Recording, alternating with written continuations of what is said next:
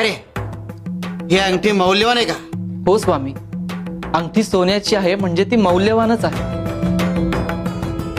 आता सांग, या मातीत टाकल्यामुळे हिचं मूल्य कमी झालं का? स्वामी अहो, अंगठी मातीत पडली, मातीने माखली तरी सोन्याची किंमत कशी कमी होईल? ती मौल्यवानच आहे. बर,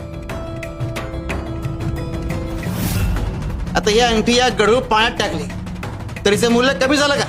नाही स्वामी, सोन्याचं मूल्य आहे तेच राहणार. अरे माणसाचे असं असतं, त्याच्या वाट्याला दुःख, यातना, वेदना येतात म्हणून त्याचं मूल्य कमी होत नाही. अरे देवाच्या लेखी तुम्ही मूल्यवान असतात आणि तुमचं मूल्य अवलंबून असतं तुमच्या भक्तीवर.